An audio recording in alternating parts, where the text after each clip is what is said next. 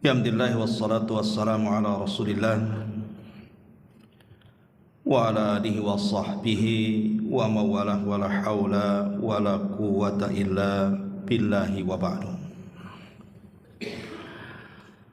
Alhamdulillah, di malam hari ini kembali kita bisa duduk berkumpul di Masjid Muhajirin dalam rangka taqarrub, mendekatkan diri kepada Allah dengan talabul ilmi. Salawat dan juga salam tetap kita curahkan ke haribaan baginda alam Nabi besar Muhammad sallallahu alaihi wa ala alihi wasallam. Ma'asyiral muslimin wal muslimat rahimakumullah. Berhubung kita berada di permulaan bulan Muharram,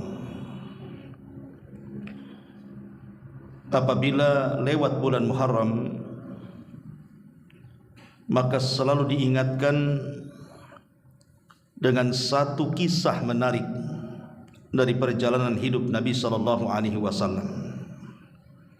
Apa itu? Hijratun Nabi sallallahu alaihi wasallam. Hijrahnya Nabi sallallahu alaihi wasallam dari Mekah ke Madinah. Walaupun secara bulan hijrah Nabi sallallahu alaihi wasallam terjadi di bulan Rabiul Awal, karena di bulan Rabiul Awal itu ada 3 peristiwa besar. Yang satu diperselisihkan dan yang 2 disepakati. Adapun yang diperselisihkan adalah tentang kelahiran Nabi. Adapun yang disepakati adalah hijrah dan wafatnya Nabi sallallahu alaihi wasallam.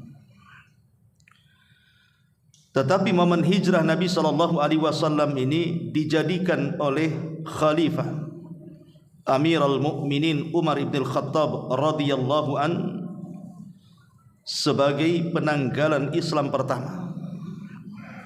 Diambil dari peristiwa hijrah Nabi sallallahu alaihi wasallam sehingga kita kenal hari ini ada 1 Hijriah, 2 Hijriah, 3 Hijriah, dan sekarang sudah 14 sekian Hijriah. Inilah yang kemudian kita akan angkat di malam hari ini tentang pelajaran-pelajaran besar dari hijrah Nabi sallallahu alaihi wa ala alihi wasallam. Ma'asyiral muslimin wal muslimat rahimakumullah. Hijrah itu adalah sunanul anbiya. Dia adalah sunnahnya hampir seluruh para nabi. Bapak kita Adam alaihi salatu wassalam juga berhijrah. Dari mana? Dari sorga menuju bumi. Makanya kenapa Nabi sallallahu alaihi wasallam dalam peristiwa besar yang disebut dengan Isra dan Mi'raj itu, di langit pertama diperjumpakan dengan Adam alaihi salatu wassalam. Apa hikmahnya? Salah satunya kata para ulama, sebagaimana Adam terusir dari sorga menuju bumi, maka kelak Rasul kita Muhammad sallallahu alaihi wasallam juga akan terusir dari Mekah menuju Madinah. Ma'asyiral muslimin rahimakumullah. Di antara para nabi yang disebutkan oleh para ulama tentang bagaimana hijrah mereka, pertama Nabi Ibrahim alaihi salatu wassalam. Kita tahu bahwa Nabi Ibrahim alaihi salatu wassalam lahir di Irak, tepatnya di sebuah negeri yang disebut dengan Babylon. Disinilah tempat awal berdakwah Ibrahim alaihi salatu wassalam. Tapi karena tekanan kuat penguasa di zaman itu, dia harus berhadapan dengan Namrud, penguasa dunia, sehingga dia tidak mampu untuk menyebarkan dakwah tauhid di negeri Babylon. Terpaksalah dia hijrah. Maka hijrah Ibrahim dari Irak menuju Palestina, kemudian hijrah lagi ke Mesir, kemudian balik lagi dari Mesir ke Palestina. Itu Nabi kita Nabi Ibrahim alaihi salatu wassalam. Kemudian selain Ibrahim alaihi salatu wassalam, sebelumnya adalah Nabi Nuh. Nabi Nuh alaihi salatu wassalam juga hijrah. Bahkan kaumnya pernah mengancam Nuh alaihi salatu wassalam, kalau engkau tidak berhenti dari dakwahmu wahai Nuh, engkau termasuk orang-orang yang akan diusir. Artinya kalau sampai diusir, maka Nuh alaihi salatu wassalam pun harus hijrah. Begitu juga Nabi Musa alaihi salatu wassalam. Bahkan ada kemiripan hijrahnya Musa dengan hijrahnya Nabi sallallahu alaihi wasallam, walaupun tentu tidak ada nabi yang hijrahnya paling bahaya melebihi hijrahnya Nabi kita Muhammad sallallahu alaihi wasallam. Satu hari Musa alaihi salatu wassalam sedang berjalan-jalan di ganggang kota Mesir. Tiba-tiba berjumpa dengan dua anak muda yang sedang berkelahi. Yang satu anak muda dari kaum Bani Israel, yang satu anak muda dari kaum Kibti, kaumnya Fir'aun. Tiba-tiba anak muda dari Bani Israel meminta bantuan kepada Musa, dan Musa pun menolongnya. Fawakazahu Musa, maka Musa pun kemudian menolong anak muda dari Bani Israel. Kemudian tanpa ada unsur kesengajaan, Musa membunuh pula anak muda dari kaum Kibti ini. Maka para pejabat Mesir pun akhirnya berkumpul untuk menangkap Musa alaihi salam. Sebagaimana juga kaum Quraisy juga berkumpul untuk menangkap Nabi sallallahu alaihi wasallam. Maka datanglah orang yang berakal kepada Nabi Musa menasihati agar Musa keluar dari Mesir. Maka Musa pun kemudian hijrah dari Mesir menuju mana? Menuju Madian. 10 tahun tinggal di Madian. Ma'asyiral muslimin wal muslimat rahimani wa rahimakumullah. Termasuk juga di dalamnya adalah Nabi Allah Lut alaihi salatu wassalam. Ketika Nabi Lut alaihi salatu wassalam dihadapkan dengan sebuah kaum yang melakukan kerusakan yang belum pernah terjadi sebelumnya. Apa itu? Penyakit LGBT, homoseksual, lesbi, dan yang semacamnya. Maka Nabi Lut berusaha untuk selain daripada mendakwahkan tauhid, meluruskan akhlak mereka. Tapi kaumnya kemudian malah mengatakan, qalu la illam tantahi ya Lut latakunanna minal mukhrajin. Kalau engkau tidak berhenti wahai Lut, engkau termasuk orang-orang yang akan diusir. Kalimat engkau akan diusir juga menunjukkan Lut akan hijrah dari situ. Dan betul, akhirnya kemudian Lut pun harus hijrah dari negeri Sodom. Setelah kemudian hijrah, maka datanglah azab ke negeri Sodom. Termasuk juga Nabi Allah Yunus alaihi salatu wassalam. Ketika bertahun-tahun dia berdakwah ke negeri Nainawa yang ada di Irak itu.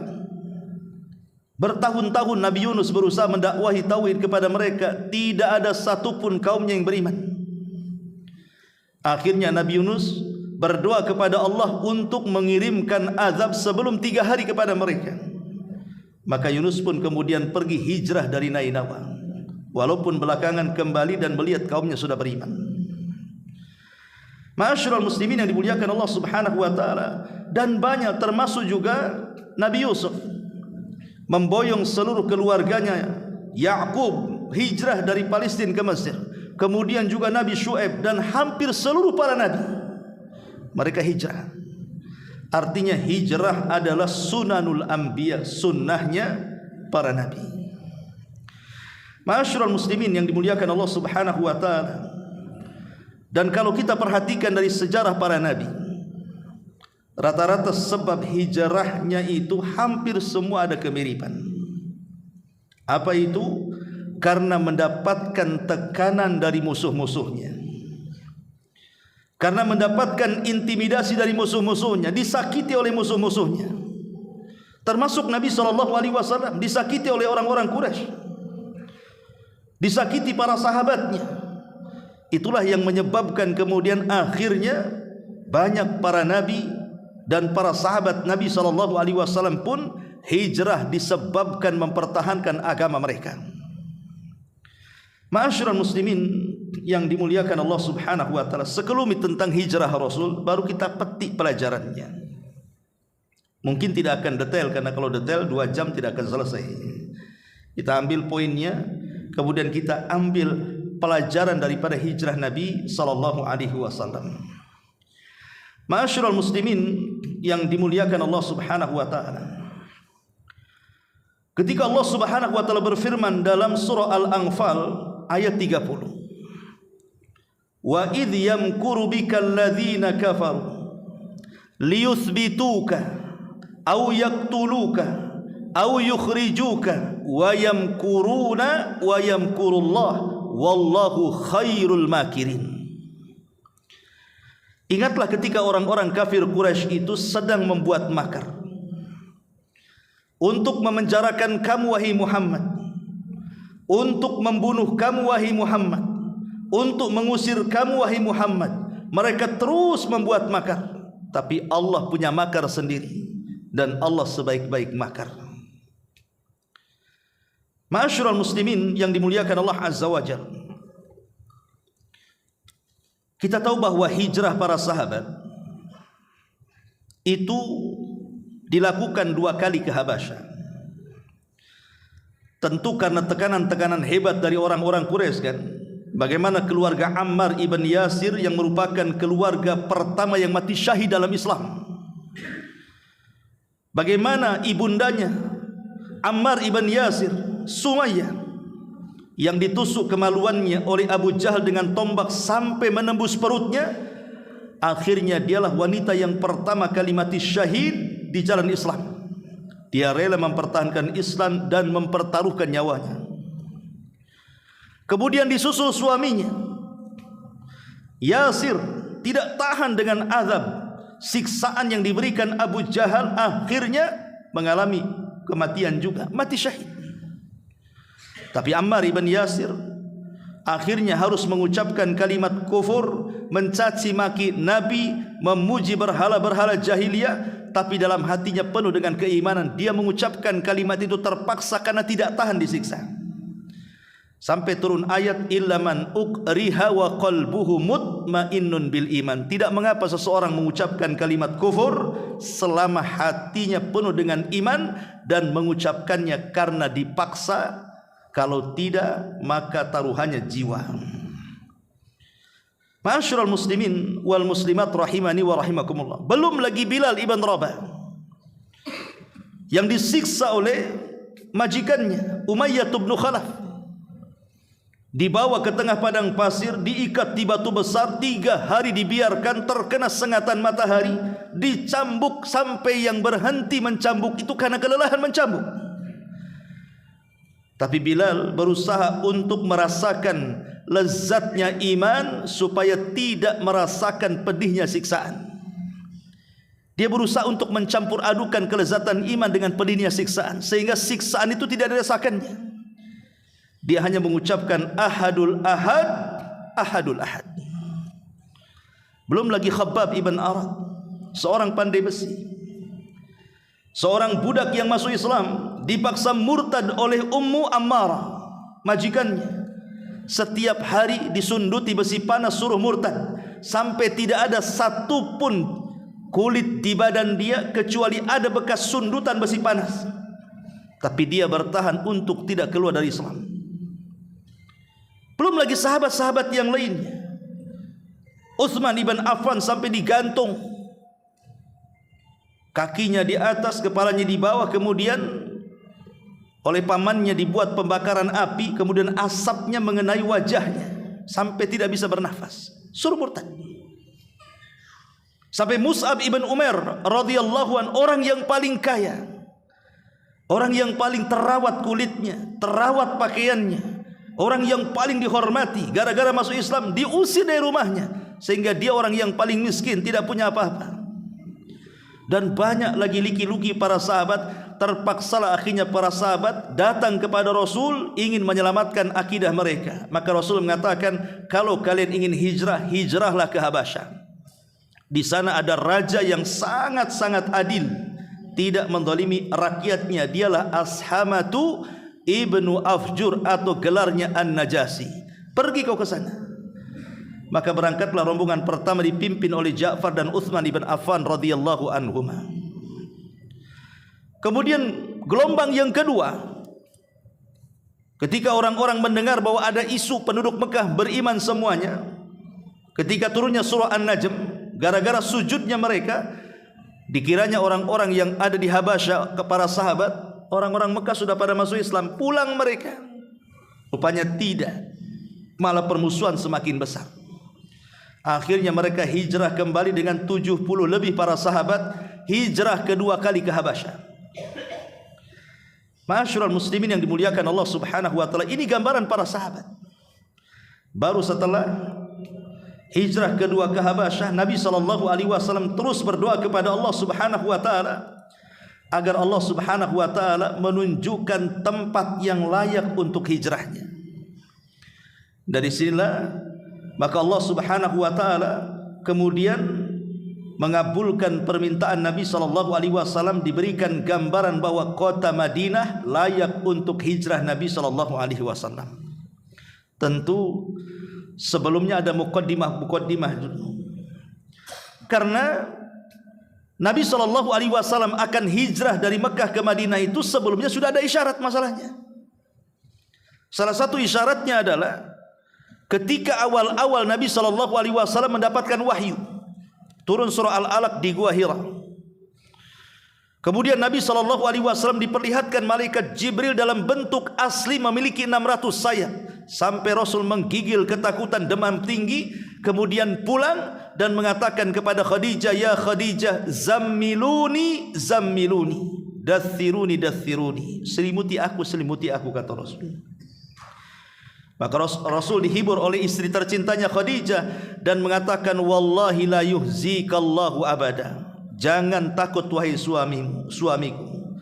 Peristiwa itu tidak akan menjadikan kau terhina, karena engkau ini orang baik. Kau selalu berkata jujur, engkau menghormati tamu, engkau membantu orang yang kesulitan, dan begitu seterusnya. Khadijah berusaha menghibur suaminya Nabi kita Muhammad SAW. Sampai akhirnya tidak cukup sampai di sini, Khadijah membawa Rasul kepada kerabatnya Waraqah ibn Naufal. Waraqah ibn Naufal ketika itu suka membaca kitab-kitab ahli kitab. Bahkan dikatakan dia seorang Nasrani. Jadi Nabi SAW menceritakan tentang kondisi dia, perjumpaan dia dengan makhluk yang bersayap, maksudnya Jibril alaihi salam itu. Apa kata Waraqah? Makhluk yang kau temui itu wahai Muhammad adalah namus, makhluk yang bersayap. Namus itu pernah mendatangi Musa dan Isa alaihi wassalam, dan engkau akan jadi nabi. Masalahnya, kata Waraqah, kalau seandainya waktu diangkatnya kau menjadi nabi dan rasul itu tiba, maka tidak ada sesuatu ajaran yang engkau akan bawa, pasti akan terjadi pengusiran kepadamu. Nabi SAW heran dan mengatakan, ya Waraqah, apakah aku akan diusir? Maka Waraqah mengatakan, ya, engkau akan diusir. Waraqah, bukankah orang-orang Quraisy mengatakan aku ini sadiqul amin, orangnya jujur, orangnya amanah, orangnya baik, mungkinkah mereka mengusir aku? Kata Waraqah, ya, seandainya peristiwa itu nanti terjadi dan aku masih kuat, maka aku akan menolong wahai Muhammad. Tapi sayang, 6 bulan setelahnya Waraqah meninggal dunia. Tapi kan isyaratnya sudah ada, Rasul akan diusir di sini. Ma'asyiral muslimin yang dimuliakan Allah Azza wa Jalla. Belum lagi kemudian sahibnya Nabi SAW yang sangat mencintai Rasul, Abu Bakar Siddiq radhiyallahu anhu, itu berkali-kali mau keluar dari Mekah itu. Sudah tidak tahan dengan kondisi Mekah. Sampai satu hari Abu Bakar itu membawa untanya dengan seluruh perbekalannya, pergi dia dari Mekah. Rupanya di tengah jalan berjumpa dengan orang musyrik yang baik hati namanya Malik ibn Diginna. Kata Malik ibn Diginnah ini, ila aina tadhhab ya Abu Bakar? Mau pergi kemana kau Abu Bakar? Kata Abu Bakar, saya ingin pergi jauh dari Mekah, supaya saya ingin beribadah kepada Allah sesuka saya. Maka Malik ibn Diginnah mengatakan, mithluka ya Abu Bakrin la tukhraj wa la tukhrij.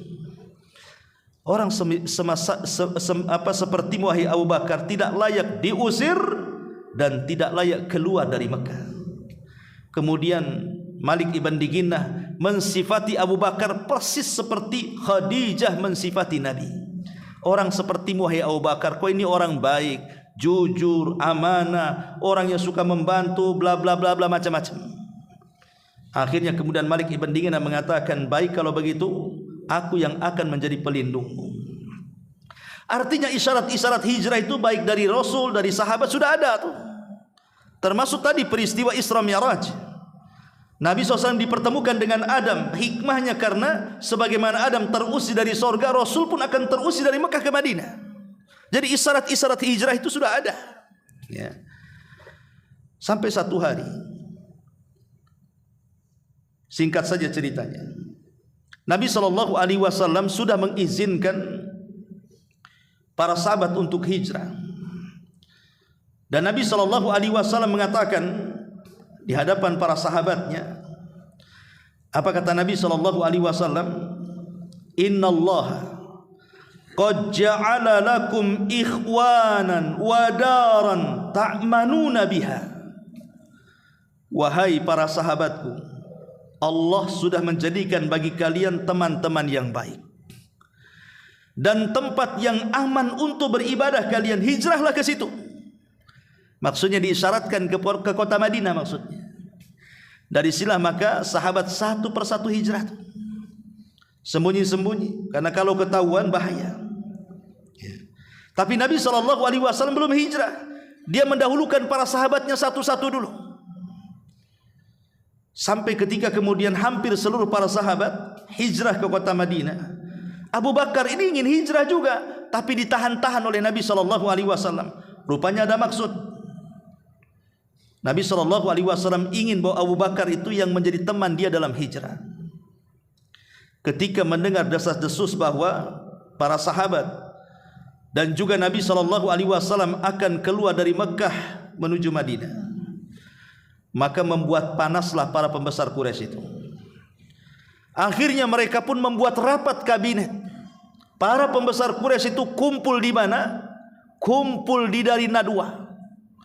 Dan dari Nadwah itu adalah sebuah tempat perkumpulan bagi para pembesar Quraisy, dan yang mendirikan adalah Qusay. Qusay itu kakek buyut Rasul yang dijuluki Quraisy itu. Tetapi mereka berkumpul di tempat yang dibangun oleh kakek Rasul dalam rangka membunuh Rasul. Lihat jahatnya mereka. Tempat itu dibangun oleh kakeknya Nabi, tetapi berkumpul rapat untuk membunuh Nabi. Berkumpullah di situ Abu Jahal, Fir'aunnya umat ini, Umayyah bin Khalaf, Al-Walid ibn Mughirah, dan seluruh para pembesar Quraisy berkumpul di Darun Nadwah itu untuk merapatkan dan membuat makar besar yang disiapkan untuk menyakiti Nabi SAW. Allah takdirkan di rapat itu rupanya iblis pula hadir. Iblis ini hadir ke rapat itu dan menjelma sebagai seorang tokoh besar dari Najd yang disebut dengan Syekhun Najd. Jadi dia tasyakul, beralih rupa menjadi orang yang sudah tua, kakek-kakek, dan mengaku datang dari negeri Najd. Kenapa Najd yang dipilih oleh iblis itu? Kenapa tidak kabilah-kabilah yang lainnya? Karena Najd itu terkenal kalau ngomong itu hujahnya kuat dan pasti didengar. Makanya iblis meniru seolah-olah orang Najd supaya dipersilahkan masuk dalam rapat. Karena rapat ini kan tidak sembarang orang masuk. Ketika kakek yang merupakan jelmaan iblis ini mengatakan saya dari Najd dan saya mendukung apa yang kalian rapatkan, maka dipersilahkan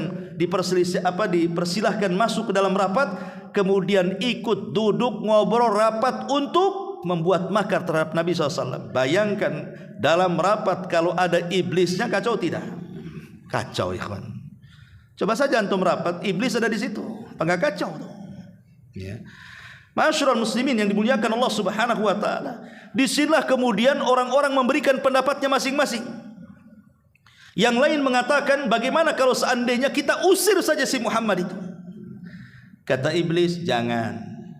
Kalau dia diusir, pindah ke tempat lain, dakwahnya berkembang di sana, nanti banyak pengikutnya, dia datang balik kemari, kalian akan diserang dia. Jangan diusir. Yang lain mengatakan, bagaimana kalau kita penjarakan saja, kita tangkap, jebloskan ke penjara?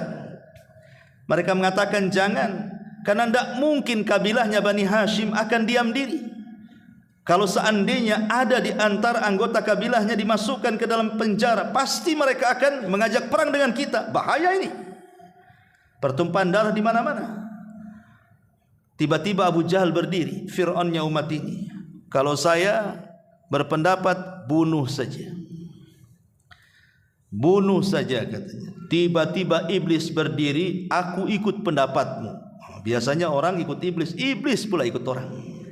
Coba bayangkan. Aku setuju dengan pendapatmu katanya. Ma'asyiral muslimin rahimakumullah. Akhirnya kemudian Abu Jahal punya ide. Kita main cantik saja cara membunuhnya. Kita semua ada 18 kabilah. Bagaimana kalau setiap kabilah itu menyerahkan 2 anak muda, jagoan-jagoan terbaik, serahkan kepada kami. Biarlah anak-anak muda ini yang membunuh secara bersama-sama. Sebab kalau seandainya Muhammad dibunuh dengan cara bersama-sama, Bani Hashim akan mikir melawan 18 kabilah itu. Paling tinggi nanti suruh bayar diat. Kita bayar diat 100 ekor unta, selesai urusan si Muhammad. Setuju? Setuju semuanya. Inilah ide terburuk dari Fir'aunnya umat ini, Abu Jahal. Tetapi rapat ini bukan berarti Allah tidak tahu, Allah Maha tahu. Dan Allah tidak redha nabinya akan disakiti.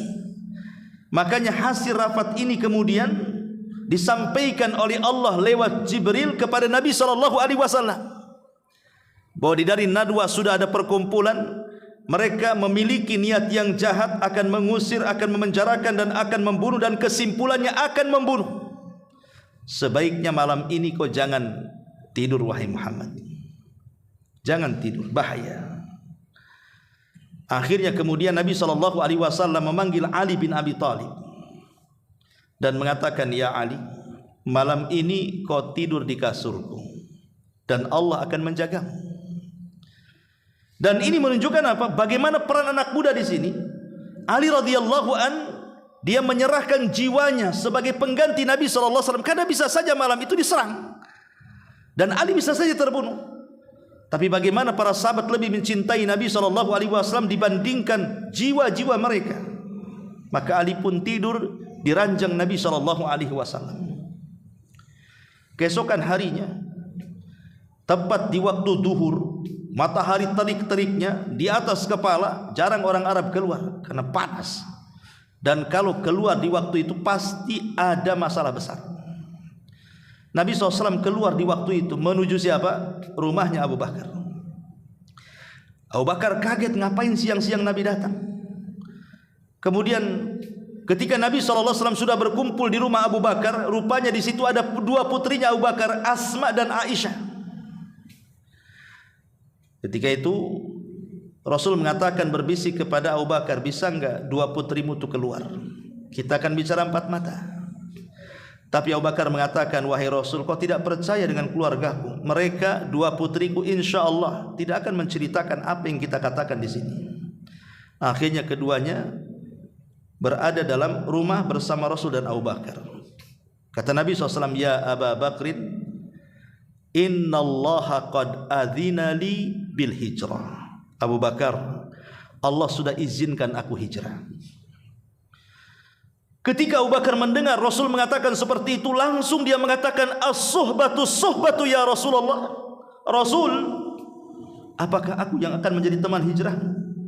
Apakah aku akan menjadi teman hijrahmu? Maka Nabi SAW mengatakan, as-suhbatu suhbatu ya Abu Bakrin. Iya, engkau akan menjadi teman hijrahku. Fabaka Abu Bakrin, maka Abu Bakar pun tiba-tiba menangis karena senangnya.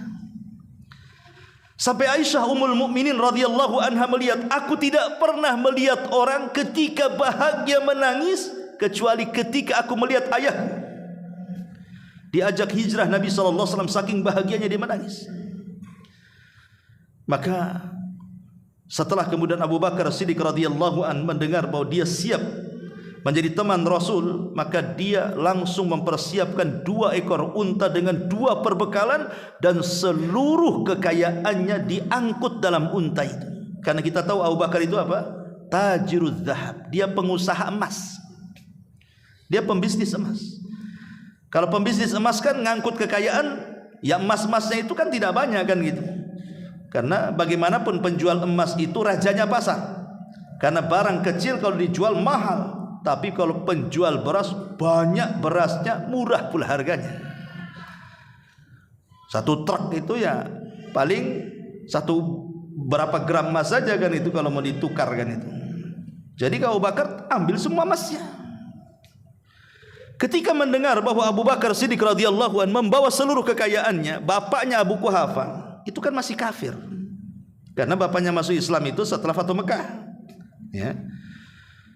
Lah karena Abu Quhafah ini sudah tua buta lagi, dia panggillah cucunya si Asma itu. Asma, saya dengar bapakmu si Abu Bakar itu membawa seluruh kekayaannya.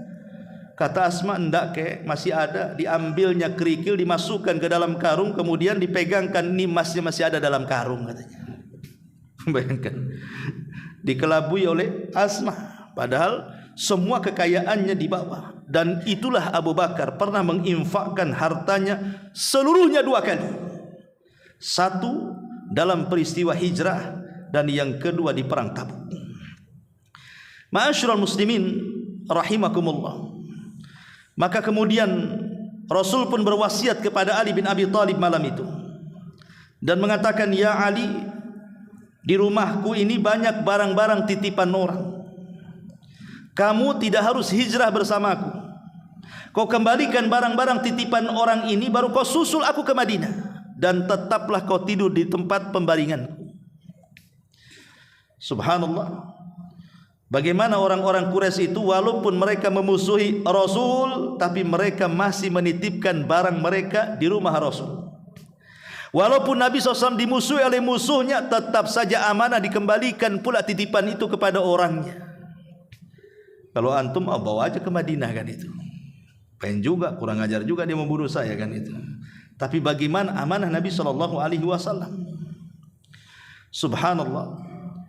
Tiba-tiba malam itu anak-anak muda, 2 anak muda setiap kabilah itu sudah berkumpul mengelilingi rumah Rasul. Rasul ada di dalam. Ya. Dan ingat, sejahiliyahnya orang jahiliyah masih punya adab, ikhwan. Mereka tidak langsung menyerang rumah Nabi, padahal Nabi ada di dalam tuh. Enggak. Itu aib bagi mereka. Jadi sejahiliyahnya orang jahil itu masih punya adab, masih punya aturan perang.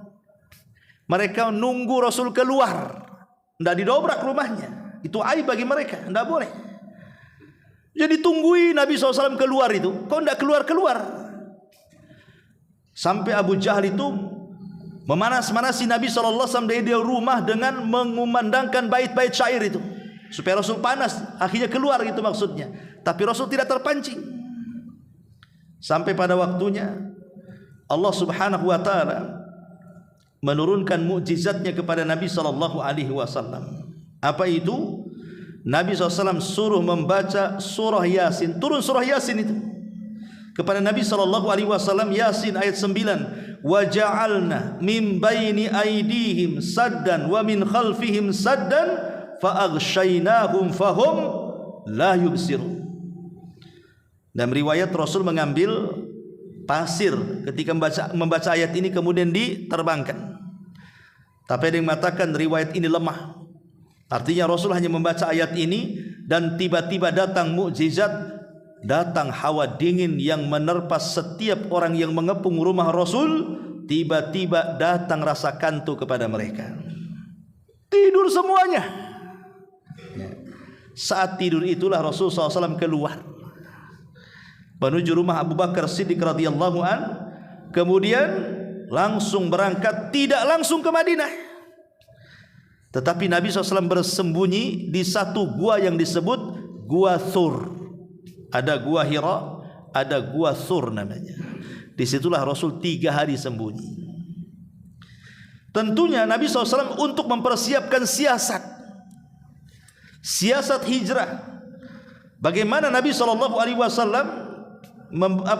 memberikan kecerdasan kepada kita, bagaimana siasat hijrah terbaik supaya selamat. Tapi pertanyaan pun muncul, kenapa Nabi SAW harus menyerahkan kepada bahaya yang luar biasa? Bayangkan, Abu Jahal ini sampai mengatakan sayembara kepada anak-anak muda yang akan membunuh Rasul, siapa yang membawa kepala Muhammad ku beri 100 ekor unta. Siapa yang tidak ingin 100 ekor unta, ikhwan? Kaya raya, semua semangat ingin membunuh Nabi kan? Lah kenapa Nabi SAW harus menyerahkan jiwanya dalam sebuah perjalanan yang membahayakan, mengancam nyawanya? Kenapa tidak minta saja kepada Allah Subhanahu wa taala, ya Rabb, kirimkan buruk sebagaimana engkau mengirimkan buruk pada peristiwa Isra Mi'raj? Kan senang kan? Datangkan buruk, set langsung ke Madinah. Seperti peristiwa Isra Mi'raj.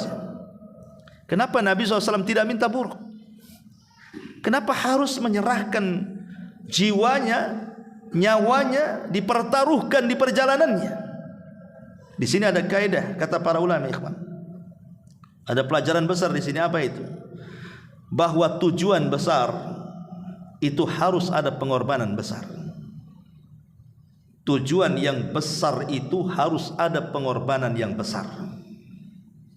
Coba antum tanya kepada ibu-ibu yang sudah tua-tua tuh, yang sudah 60, 70, 80 tahun itu, yang anaknya mungkin ada yang jadi wali kota, ada yang jadi gubernur, ada yang jadi menteri.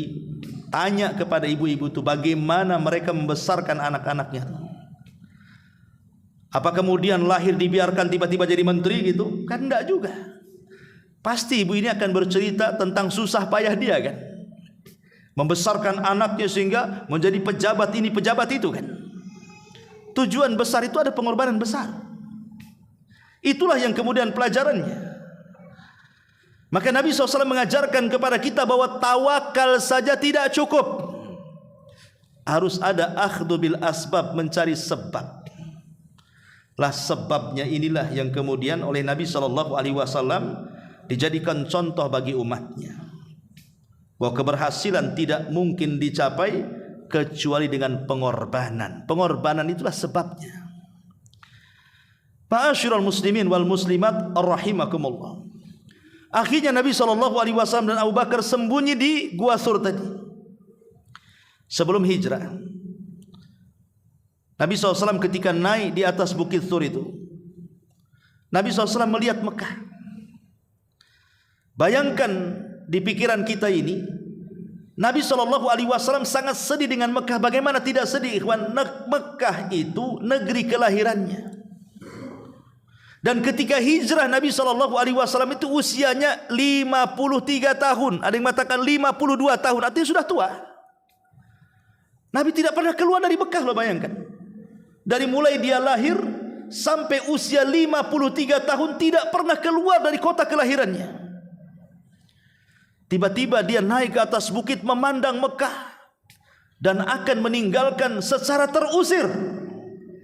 Maka Rasul kemudian menangis dan mengatakan, wahai Mekah, aku sangat merindukan dirimu. Engkau negeri yang sangat indah, engkau negeri yang sangat baik. Kalau bukan karena kaumku mengusirku, tidak mungkin aku tinggalkan engkau, katanya. Ya sekarang gini sajalah logikanya, ikhwan. Antum yang orang jauh-jauh lah, orang Jawa, orang Padang, orang mana-mana lah yang datang mengadu nasib ke Batam ini. Kalau Allah takdirkan seandainya ini ada orang ngadu nasib di kota Batam dari Jawa sana, atau dari Palembang sana, atau dari Lombok sana, sampai Batam rupanya tidak berhasil, tidak dapat pekerjaan, tidurnya di kolong jembatan, makannya harus ngorek-ngorek di tong sampah, kan itu. Kira-kira rindu kampung nggak tuh? Ditambah-tambah malam Idul Fitri dengar takbiran lagi, apa nggak netesin air mata pengen pulang kampung. Yang berhasil ya tidak lah, kan begitu. Ini cerita yang susah. Artinya yang susah saja kalau seandainya Dia tidak diusir dari kampungnya, dia keluar dalam rangka mengundi nasib saja di tanah orang. Itu saja, kalau tidak berhasil rindu kampung dia, sampai nangis ingin pulang itu.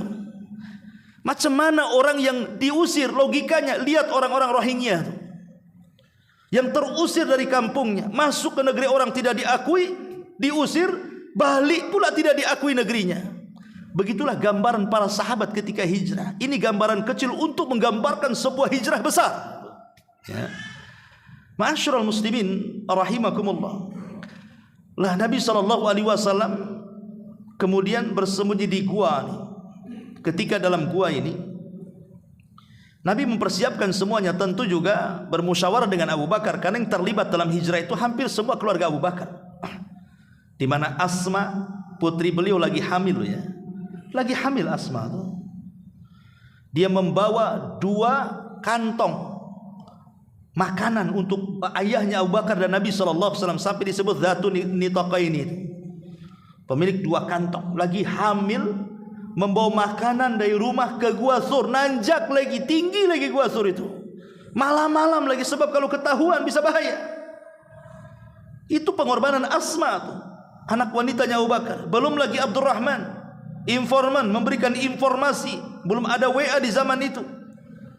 Belum lagi kemudian budaknya Abdullah ibn Uraikid yang membawa kambing. Ya, jadi Abdullah ibn Uraikid ini budaknya Abu Bakar Siddiq radhiyallahu anhu. Itu membawa ratusan kambing. Jadi kalau Nabi SAW dan Abu Bakar ini berjalan di depan, kemudian kambing-kambingnya ikut di belakang. Untuk apa? Menghapus jejak kaki. Jadi kalau seandainya kaki Rasul ngecap di tanah, datang kambing, kehapus tuh sama kaki kambing tuh. Nanti kalau orang Quraisy cari jejak, oh tak ada, kaki kambing semua. Nah, gini tuh. Coba, ini kan sebuah ide dalam perjalanan, bagaimana husnul takhtid namanya ya. Ini bagaimana taktik dalam, secerdas-cerdasnya taktik dalam perjalanan hijrahnya. Tentunya Nabi SAW yang merencanakan semuanya. Ma'asyiral muslimin yang dimuliakan Allah Subhanahu wa taala. Ketika Nabi SAW dalam gua itu, sempat juga sebagian pasukan Abu Jahal itu berhasil menemukan gua itu dan berhasil ada di atasnya. Tapi Allah masih menjaga Abu Bakar dan Nabi SAW sampai Abu Bakar gemetar ketakutan, bukan takut akan dirinya, tapi takut akan Nabi SAW. Sampai dia mengatakan, ya Rasul, kalau seandainya kulonjorkan kakiku, pasti mereka tahu. Tapi Nabi SAW mengajarkan satu ibadah mulia dalam bab tauhid, ikhwan. Apa itu? Ibadatut tawakkul. Diajarkan kita untuk tawakal kuat kepada Allah. Apa kata Rasul kepada Abu Bakar? Ya Aba Bakrin, la tahzan, innallaha ma'ana. Wahai Abu Bakar, jangan sedih, jangan takut, Allah bersama kita. Inilah ajaran Nabi SAW, kun ma'allah, teruslah kita bersama Allah. Sebab kebersamaan Allah dengan kita akan menolong kita. Kebersamaan Allah dengan kita akan menjaga kita. Kebersamaan Allah dengan kita akan mencukupi kita. Kebersamaan Allah dengan kita akan senantiasa melindungi kita, menolong kita, dan begitu seterusnya. Itulah yang dirasakan Nabi SAW dalam gua itu. Mengajarkan satu ibadah mulia dalam bab tauhid, ibadatut tawakkul. Sama seperti Musa mengajarkan tawakal kepada Bani Israel. Ketika tentara Fir'aun ini di belakangnya sudah menyusul dari belakang, kemudian Musa pun membawa Bani Israel di hadapannya lautan yang terbentang luas. Mau lari kemana? Depan lautan, belakang tentara Fir'aun. Coba, mau lari kemana Bani Israel ini? Matilah mereka. Sampai mereka ketakutan mengatakan kepada Musa, ya Musa, wa inna lamudrakun. Wahai Musa, lihat orang-orang itu sudah melihat kita. Tapi Musa mengajarkan satu ibadah yang persis diajarkan Rasul kepada Abu Bakar. Apa kata Musa kepada Bani Israel? Jangan khawatir, fa inna ma'iya rabbi sayahdin. Kebersamaan Rabbku dengan kita dan kalian akan memberikan jalan keluar. Dari situ Musa memukulkan tongkatnya, terbelah lautan menjadi 12 lautan. Akhirnya Bani Israel selamat. Ini pelajaran besar tawakal, ikhwan. Ma'asyiral muslimin yang dimuliakan Allah Subhanahu wa taala. Singkat cerita, akhirnya kemudian Nabi SAW setelah 3 hari di gua itu, Maka Nabi SAW kemudian melanjutkan perjalanan ke Madinah, tidak lewat jalan biasa, tapi jalan memutar, lebih jauh lagi. Tapi itulah cara Nabi SAW hijrah, mengajarkan kepada kita tentang peran besar pengorbanan dalam Islam untuk tujuan besar. Makanya wajar kalau Umar bin Khattab menjadikan momen hijrah ini menjadi almanak dalam Islam, sampai akhirnya Rasul berhasil ke Madinah. Tentu banyak peristiwa selama perjalanan ya, tapi waktu juga masalahnya. Intinya sampai di Madinah, sampai di Kubah membuat masjid, kemudian 4 hari di Kubah melanjutkan ke kota Madinah, akhirnya mendirikan Masjid Nabawi. Mulailah Nabi SAW mempersaudarakan orang-orang Muhajirin dan orang-orang Ansar, dan akhirnya daulah Islamiyah tegak di kota Madinah. Dari situlah tersebar Islam ke seantero dunia sampai ke kota Batam. Baik, ma'asyiral muslimin wal muslimat rahimani wa rahimakumullah. Kita petik pelajaran hijrah ini. Apa saja pelajarannya? Ini yang menarik, kita akan bahas. Yang pertama, ya, dari hijrah ini kita diajarkan tentang hubbul watan, cinta tanah air. Bahasa yang masyhur NKRI harga mati. Nah, itulah namanya hubbul watan, cinta tanah air. Karena Nabi SAW tadi saya katakan ketika sebelum meninggalkan Mekah, dia sempat sedih, kan itu tanah kelahirannya kan. Dia terusir dari situ. Ma'asyiral muslimin yang dimuliakan Allah Azza wa Jalla, ini yang pertama, kita diajarkan cinta tanah air. Harus menjadi orang yang nasionalis, membela tanah air kita. Kemudian yang kedua, al-bahthu anis sadiqi qabla tariq. Cari teman yang baik sebelum melakukan perjalanan. Cari teman yang baik. Makanya Nabi SAW tidak memilih Umar, tidak memilih Utsman, tidak memilih Ali, tidak memilih sahabat-sahabat yang lainnya kan. Yang dipilih Abu Bakar pula. Ada apa dengan Abu Bakar? Karena Abu Bakar memiliki sifat yang sama dengan Nabi SAW. Bahkan seolah-olah harta Abu Bakar adalah harta Nabi. Makanya ketika Nabi SAW berkhutbah di khutbah terakhir sebelum wafatnya, di antara salah satu lafaz khutbahnya Rasulullah apa? Innallaha qad khayyara 'abdan baina dunya wa baina ma indallah. Ingatlah, sesungguhnya Allah sudah memilih seorang hamba, apakah dia mau hidup di dunia ataukah dia mau mengambil bagian di sisi Allah Subhanahu wa taala dengan kematiannya. Semua sahabat tidak paham bahasa ini kecuali Abu Bakar. Abu Bakar tahu bahwa yang dimaksud hamba dalam pidato Nabi adalah Nabi sendiri, dan itu isyarat akan dekatnya kematian Nabi SAW. Abu Bakar paham. Di tengah-tengah para sahabat tidak paham, dia paham, sehingga dia tiba-tiba menangis dan mengatakan, fadainaka bi abaina, fadainaka bi ummahatina, fadainaka bi amwalina, fadainaka bi arwahina. Ya Rasul, jangan kau tinggalkan kami. Kami siap menebus dengan keluarga kami, orang tua kami, anak kami, jasad kami, ruh kami, harta kami, asal jangan kau tinggalkan kami. Sahabat ini bingung. Nabi lagi ceramah dipotong sama Abu Bakar, sehingga sahabat mengatakan, la tuqati kalaman Nabi. Hei Abu Bakar, kenapa kau memotong ucapan Nabi? Biarkan dia berpidato. Tapi Abu Bakar terus ngomong. Ketika sahabat mulai marah kepada Abu Bakar, Rasul membelanya dan mengatakan, da'uhu yatakallam, biarkan dia bicara, biarkan dia bicara. Semua pintu-pintu masih tertutup bagi kalian kecuali pintu Abu Bakar. Ma'asyiral muslimin yang dimuliakan Allah Azza wa Jalla, dialah yang menjadikan aku aman dari hartanya. Soalnya harta Abu Bakar adalah harta Nabi. Ya. Ma'asyiral muslimin yang dimuliakan, makanya kenapa Rasul memilih Abu Bakar? Maka di sini ada kaidah mencari teman sebelum jalan, atau bahasa yang lain, carilah tetangga sebelum rumah. Carilah tetangga sebelum rumah. Ketika istri Fir'aun, siapa, Asyah bintu Muzahim, terlempar dari bukit, dilempar oleh Fir'aun karena tidak mau murtad, maka di awang-awang itu bahasa kitanya ya, ketika dia melayang itu hendak sampai di bumi, dia berdoa kepada Allah. Apa doanya? Rabbi ibnili indaka baitan fil jannah wa najjini min fir'auna wa amalihi wa najjini min qaumin zalimin.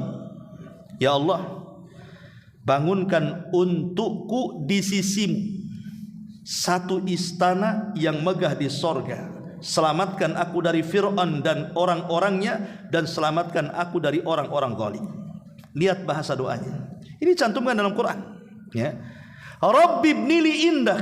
Ya Allah, bangunkan di sisimu satu istana. Bahasanya tidak begini. Ya Allah, bangunkan istana yang bagus di sisimu. Bukan begitu. Tapi ya Allah, bangunkan di sisimu, baru bicara istana.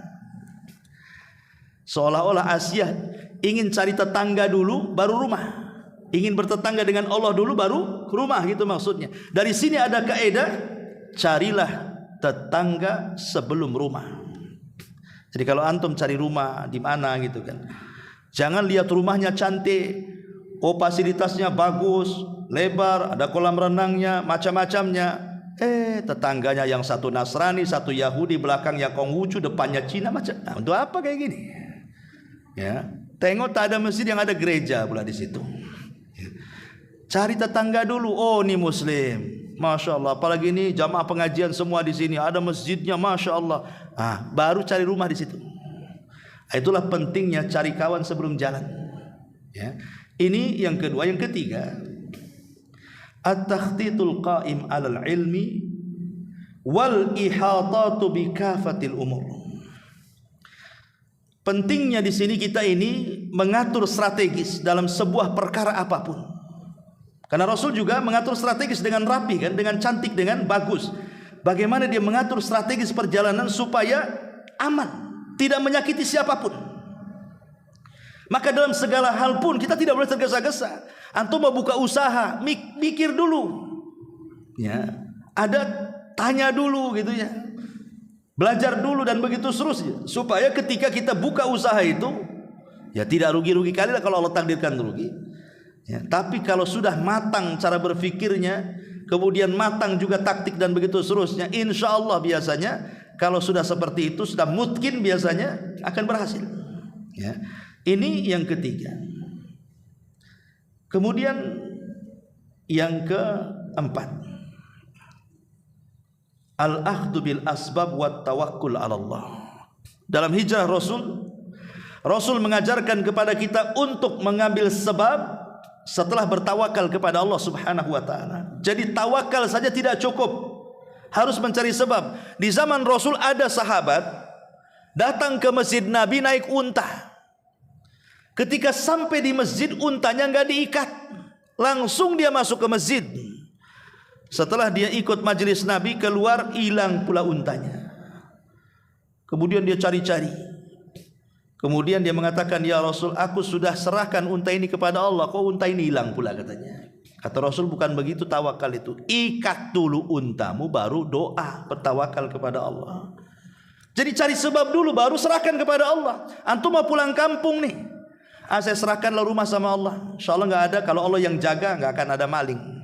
Antum biarkan kuncinya di depan rumah tuh. Ya sebentar saja. Yang maling bukan orang luar, orang dalam lagi tuh. Ya. Bukan begitu, kunci, tralis, kemudian titipkan ke satpam, tolong Pak Satpam tuh jaga rumah saya, kasih duit, ya. Baru kemudian tawakal. Jadi cari sebab dulu kan gitu. Nah, begitu cara tawakal itu. Tidak bisa tawakal itu main doa saja. Doa tanpa ada sebab tidak akan dikabulkan. Antum belum nikah, ya Allah karuniakan anak yang soleh, nikah aja belum, dari mana antum dapat anak?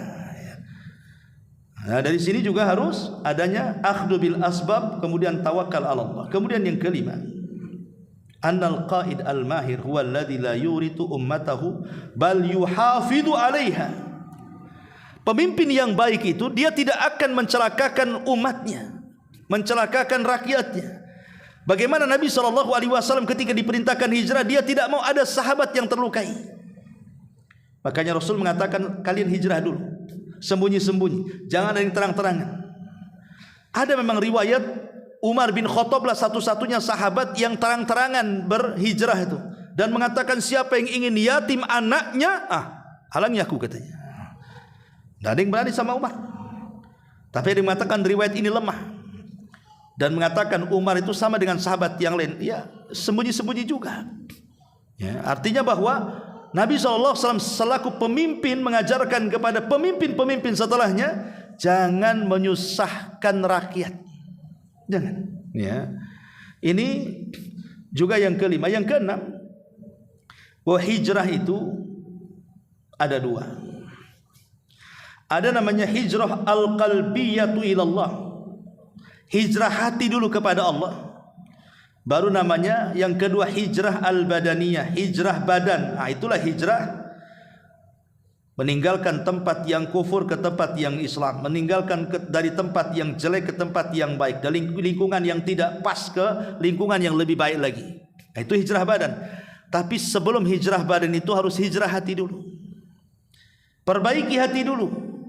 Karena Nabi SAW ketika hijrah dari Mekah ke Madinah itu bukan tujuannya tempat, tapi tujuannya adalah Allah Subhanahu wa taala.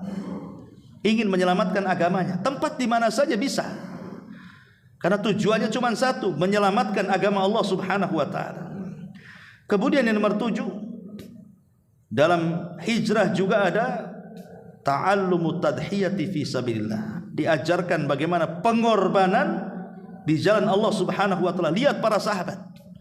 Sampai ada seorang sahabat namanya Suhaib Ar-Rumi. Suhaib Ar-Rumi ini orang kaya. Dia bawa sebagian kekayaannya, tiba-tiba di tengah jalan dihadang oleh para tentara Quraisy.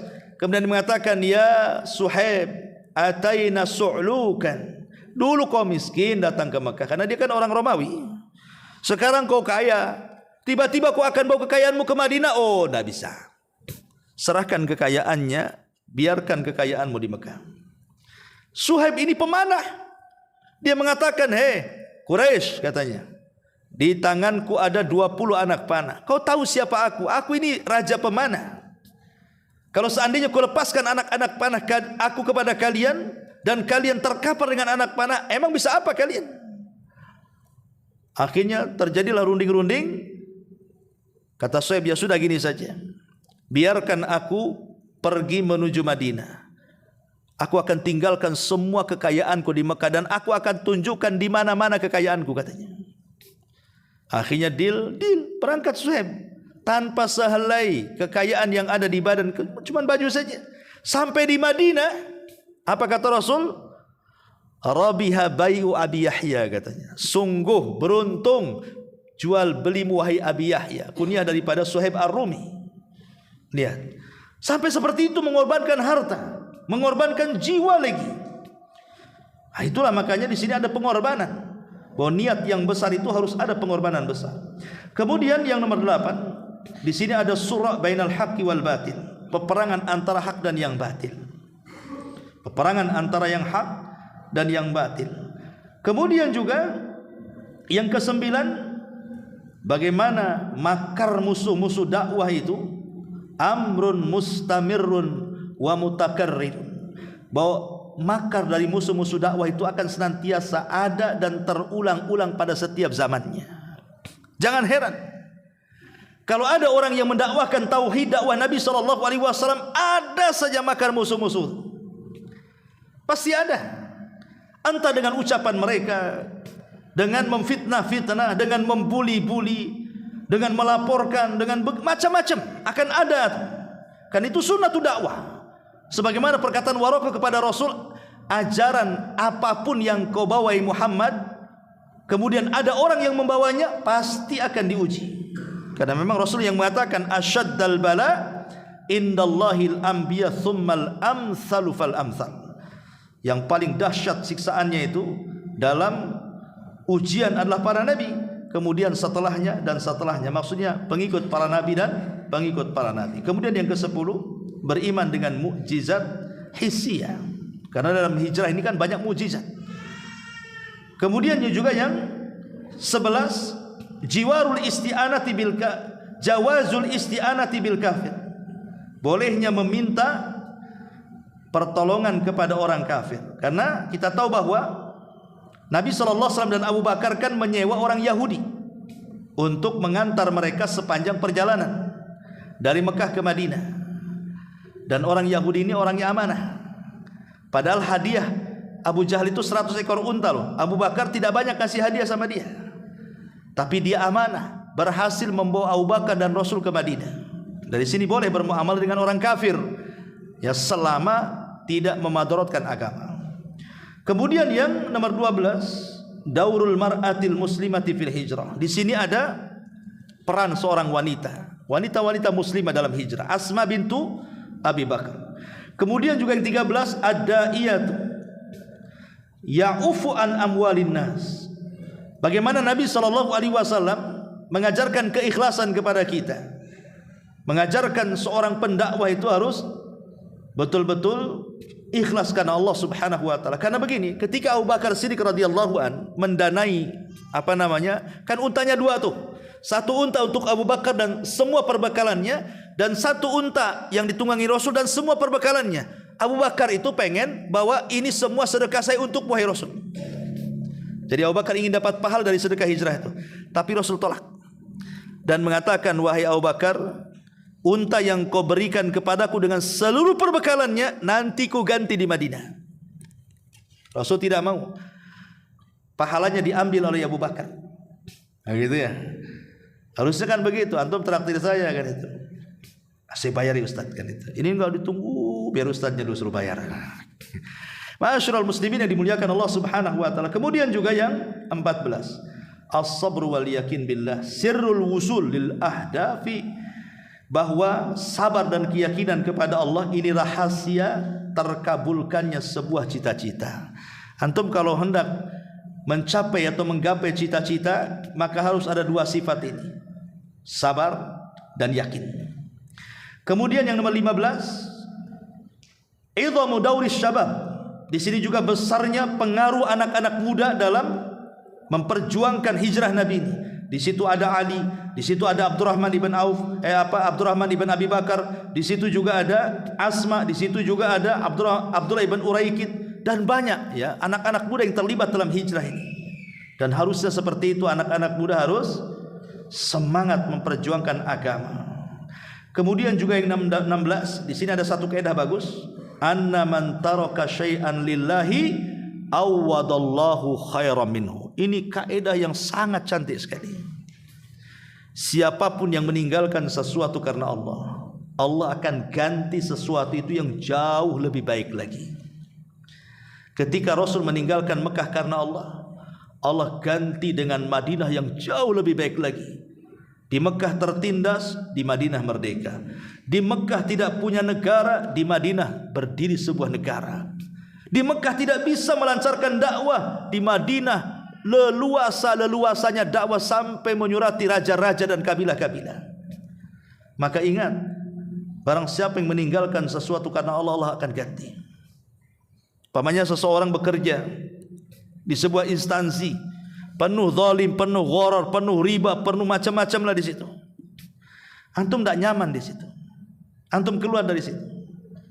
Insya Allah kalau antum keluarnya karena Allah, meninggalkan sesuatu karena Allah, karena di dalamnya ada hal-hal yang menyimpang bagi kehidupan kita, insya Allah Allah ganti yang lebih baik. Insya Allah. Nabi Sulaiman ketika dia memandang kuda-kudanya, Nabi Sulaiman itu kan hobi dengan kuda. Kudanya banyak ya. Jadi kadang-kadang kalau sore-sore itu dipandangi kudanya, dia elus-elus kan itu. Lupanya sampai terbenam matahari, lupa sholat 2 rakaat. Marah Sulaiman kepada kuda-kudanya karena sudah melalaikan dia, disembelih besoknya, disedekahkan dagingnya kepada fuqara wal masakin. Dia tinggalkan tuh karena sudah melalaikan. Apa yang terjadi? Allah ganti dengan yang lebih baik. Dengan cara apa? Ditundukkan awan dan angin. Kalau dia naik kuda, berapa hari dia sampai ke daerah mana? Kalau angin, sudah sampai di sana. Nah, kan? Allah ganti dengan lebih baik lagi. Ya. Kemudian juga yang nomor 17, annaman hafizallaha hafizahullahu. Siapapun yang menjaga Allah, Allah jaga dia. Artinya siapa yang menjaga syariat Allah, Allah akan jaga dia. Kemudian ke-18, dallatil hijratun nabawiyah ala fadlil masjid wa daurihi. Hijrah juga menunjukkan kepada kita tentang peran masjid dan pendidikan di dalamnya. Karena ketika Rasul hijrah itu pertama kali dibangun masjid dulu. Semua kegiatan di masjid. Latihan perang di masjid, mencari ilmu di masjid, musyawarah di masjid, datang kabilah disambut di masjid. Pokoknya masjid di zaman Rasul semua di masjid. Kalau sekarang tidak, masjid dikunci. Ya, susah. Kadang mau tidur juga susah. Ya. Saya pernah ke Surabaya itu, mau tidur, rupanya tidak bisa. Di teras pun tidak bisa. Kenapa? Karena malam-malam sudah diseblok air itu, terasnya. Susah jadinya gitu. Tak boleh. Ya mungkin ya wajar lah. Takutnya jam hilang, mic hilang, lampu hilang, kota impak pula hilang kan sekarang ya. Mungkin itulah penyebab kenapa masjid-masjid itu sudah dikunci. Karena orang sudah tidak amanah. Kadang yang mencurinya pun orang-orang situ juga kadang-kadang kan itu. Masyaallah muslimin yang dimuliakan Allah Azza wa Jalla. Kemudian yang ke-19, al-ukhuwatul imaniyah al-qaimatu ala asasil aqidati safiyati. Di sini ada perkataan imaniyah dengan ukhuwah Islamiyah. Karena ketika Rasul hijrah sampai di Madinah dipersaudarakan Muhajirin dan Ansar, dan yang terakhir ada pelajaran tentang kecintaan, tentang keikhlasan, dan tentang tawakal yang kuat kepada Allah Subhanahu wa taala. Wallahu a'lam bishawab. Ini yang bisa saya sampaikan, mudah-mudahan ada manfaatnya. Afwan kalau terlalu lama, biasa jam 9 lewat. Ini udah lewat 12 ini ya. Mudah-mudahan ada manfaatnya. Subhanakallahumma bihamdika asyhadu an la ilaha illa anta astaghfiruka wa atubu ilaik. Allahu taala alam. Assalamualaikum warahmatullahi wabarakatuh.